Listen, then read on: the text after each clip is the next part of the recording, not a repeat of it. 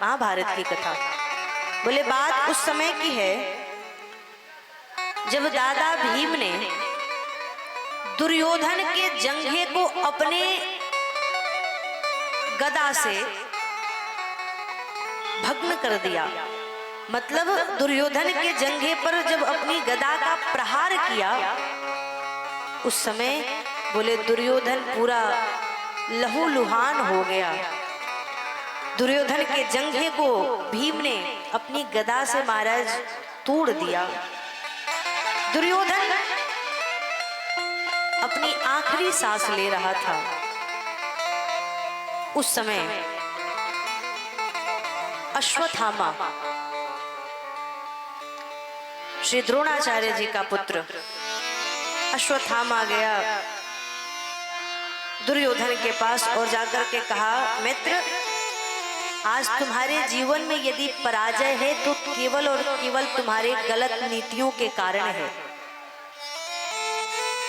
तुमने अपने जीवन में इतनी गलत नीतियां अपनाई जिसके कारण तुम्हें पराजय की प्राप्ति हुई। और एक बात और बताऊं, तुमने मुझे कभी अपना नहीं माना।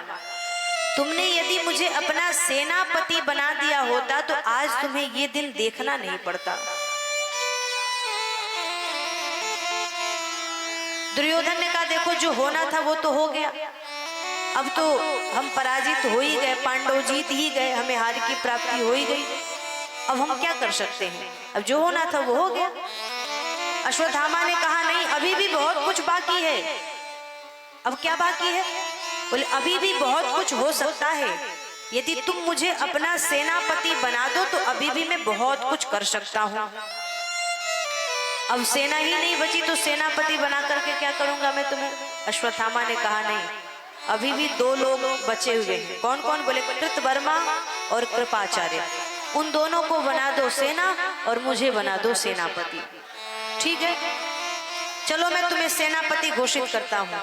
तुम क्या कर सकते हो मेरे लिए? बोले मैं तो वो कर सकता हूँ जो आज तक किसी ने किया ना हो।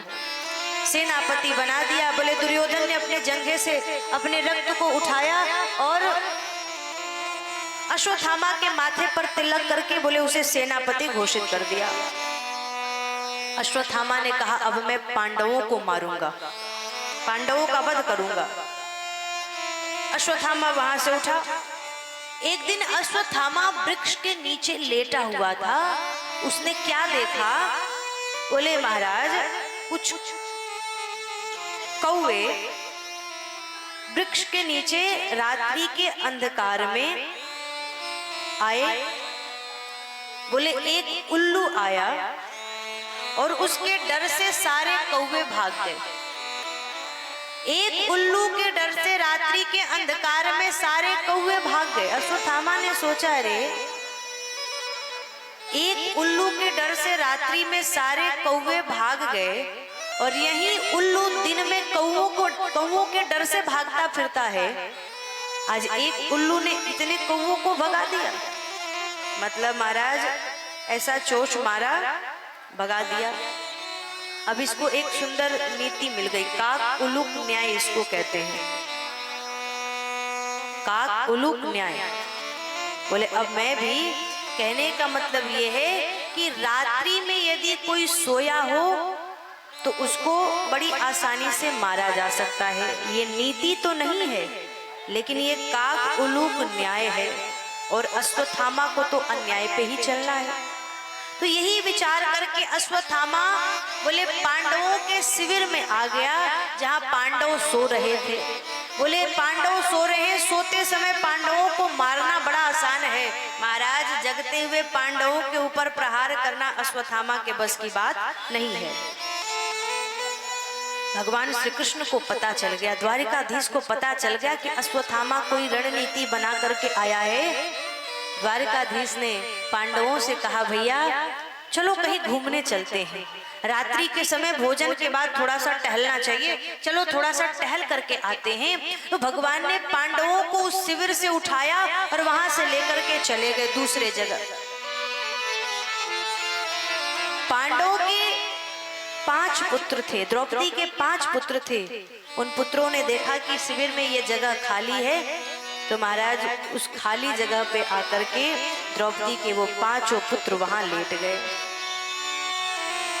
भगवान कृष्ण पांडवों को लेकर के चले गए। इधर अश्वत्थामा आया, अश्वत्थामा ने तलवार निकाला और सोते हुए द्रौपदी के पांचों पुत्रों के सर को धड़ से अलग कर दिया।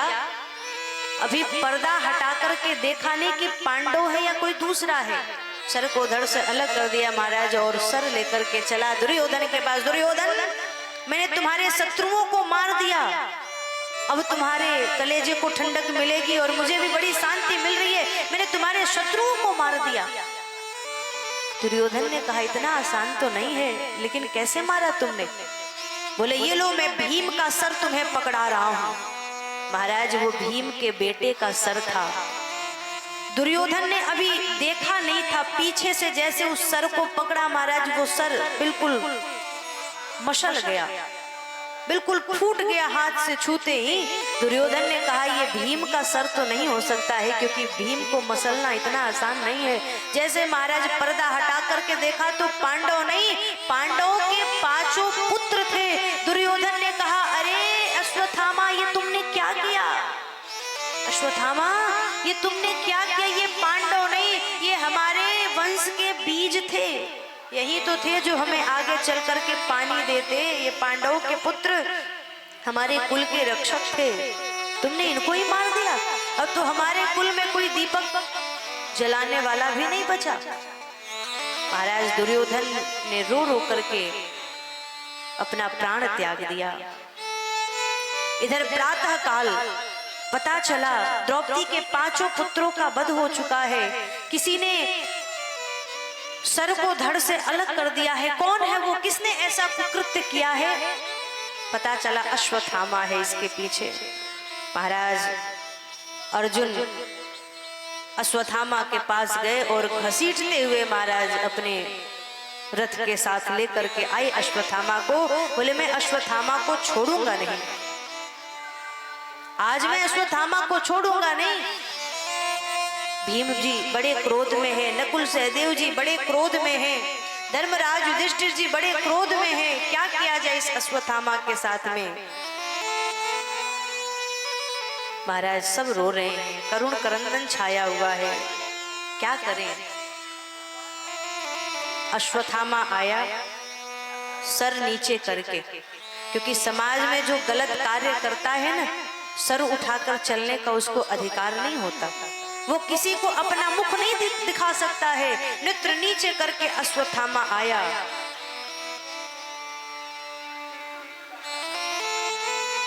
सब रो रहे हैं। भीम कहते हैं भैया अगर आपने इसे छोड़ दिया तो मैं मार दूंगा। नकुल सहदेव ने कहा अर्जुन अगर तुमने छोड़ दिया तो मैं मार दूंगा।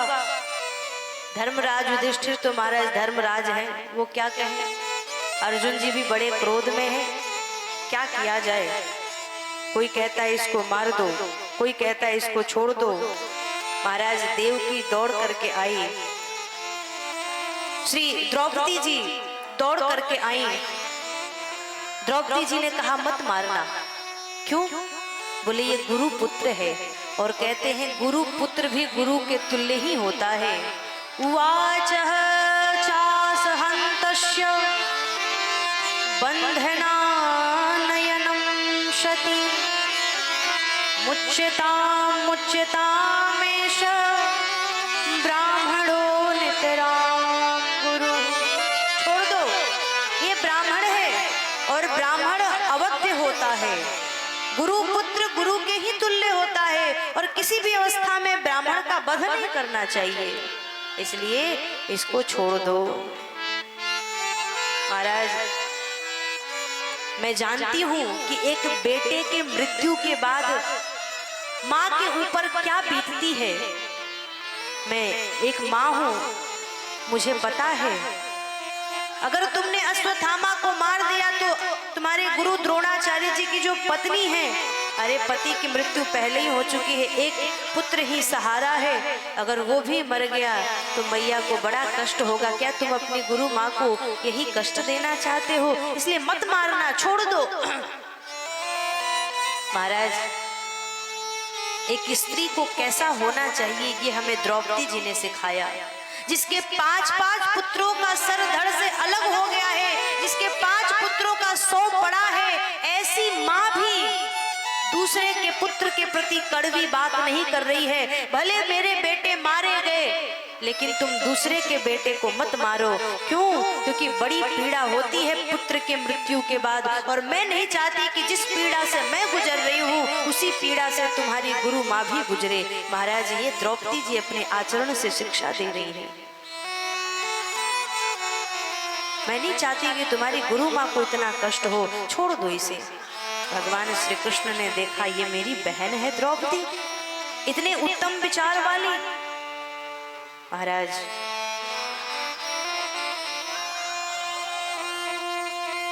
क्या किया जाए? भगवान श्री कृष्ण से पूछा गया, प्रभु आप ही बताइए इसके साथ हम क्या करें। भगवान श्री कृष्ण ने कहा, मैं तो यही कहूंगा, ब्रह्म बंधु न हंतव्यम आतताई बधारहण मय्यो भयमापन्नात् परिपाह्य अनुशासनम।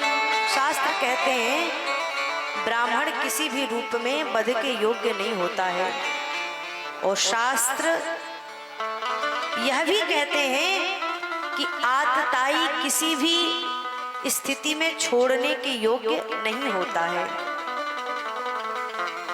बोले ब्राह्मण कैसा भी हो उसका वध नहीं करना चाहिए, और आतताई अर्थात बाल हत्यारा कोई भी क्यों ना हो उसको छोड़ना नहीं चाहिए। भगवान ने दोनों उत्तर दिया। बाहरे ठाकुर जी, ये कौन सा निर्णय दे रहे हैं आप? आपके जैसा यदि जज 2-4 और हो जाए तब तो किसी का कल्याण ही नहीं हो पाएगा, समाज में कोई नीति ही नहीं मिल पाएगी। आप कहते हैं ब्राह्मण कैसा भी हो उसका वध नहीं करना चाहिए, बाल हत्यारा कोई भी हो उसको छोड़ना नहीं चाहिए, तो क्या करें हम? भगवान श्री कृष्ण ने कहा, मैं तो यही कहता हूं अर्जुन, इसको मारो भी मत और इसको छोड़ो भी मत। श्री वेद व्यास जी महाराज कहते हैं,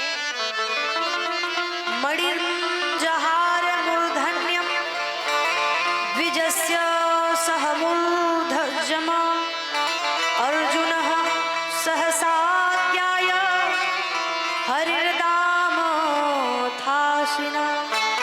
सबसे पहले इसके मस्तक में जो मणि है उस मणि को निकाल करके और इसको छोड़ दो।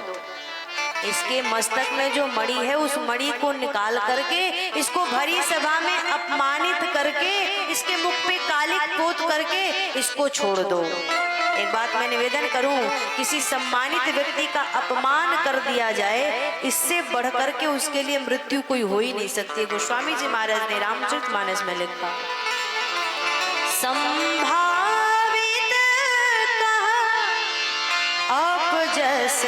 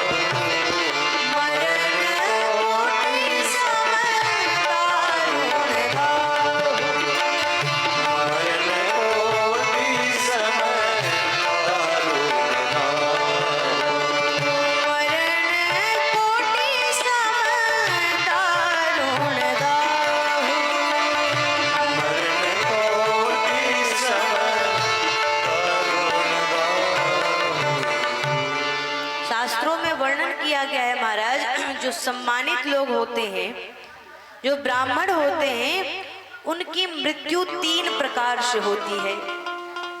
बपनम द्रविड़ादानम स्थान निययार्पणम तथा एस ही ब्रह्म बंधो नाम बधो नान्योस्ति दैहिक। मतलब बपनम यानी किसी सम्मानित व्यक्ति का मुंडन कर देना, द्रविड़ादानम उसके धन को छीन लेना, और स्थाने निययार्पणम तथा उसको धक्का देकर के किसी सभा से भगा देना। इस प्रकार से बोले 3 प्रकार से उसकी मृत्यु होती है। सम्मानित व्यक्ति का मुंडन करके उसके धन को छीन करके और सभा से भगा देना। बोले एक बार आप किसी को जाकर के गोली मार दो, उसकी मृत्यु हो जाएगी, वो एक बार में मर जाएगा। लेकिन बार बार आदमी कब मरता है? जब आप किसी का धन छीन लो, धन का हरण कर लो। वो व्यक्ति जब जब अपने धन को याद करेगा तब तब वो मरेगा। आप किसी व्यक्ति को अपमानित करके सभा से भगा दो, जब जब वो उस दृश्य को याद करेगा तब तब वो मरेगा। इसलिए इसके साथ ऐसा ही होना चाहिए।